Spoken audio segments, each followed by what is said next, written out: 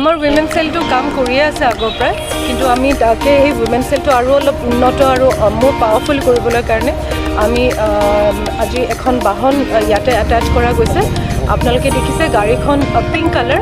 আমি বিচাৰিছোঁ যে যেতিয়া আমি সৰু ল'ৰা ছোৱালী বিলো 18 ইয়াৰ্ছৰ ল'ৰা ছোৱালীক আমি ৰেস্কিউ কৰোঁ, তেওঁলোকে অলৰেডি ট্ৰমাত থাকে, তেওঁলোকে পুলিচৰ গাড়ীত আহিবলৈ যাতে মানে আৰু ভয় ভাৱ তেনেকুৱা ফিল নহয়, তেওঁলোকে মানে শান্তিভাৱে আহিব পাৰে, হেপিলি আহিব পাৰে পুলিচ থানালৈ, সেইটো কাৰণে পিংক কালাৰ দিয়া হৈছে।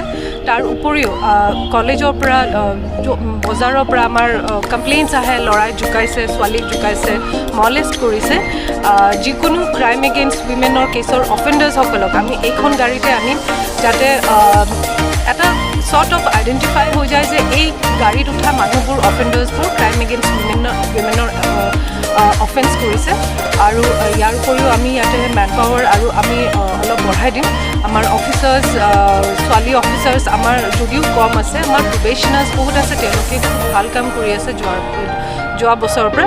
ছোৱালী প্ৰবেশ্যনাৰ্ছ SI ৰেংকৰ আমি ইয়াতে আৰু এটাচ কৰিম, ASI কনষ্টেবলছ আমি গোটেইখিনি তেওঁলোকে আমি এটাচ কৰিম ইয়াতে উইমেন চেলতে। আৰু IC উইমেন চেল আনু মেছ অলৰেডি তেওঁ ইয়াতে কাম কৰি আছে, তেওঁ যাতে আৰু ভালকৈ কাম কৰিব পাৰে সেইখিনিৰ কাৰণে আমি এইখিনি ব্যৱস্থা লৈছোঁ।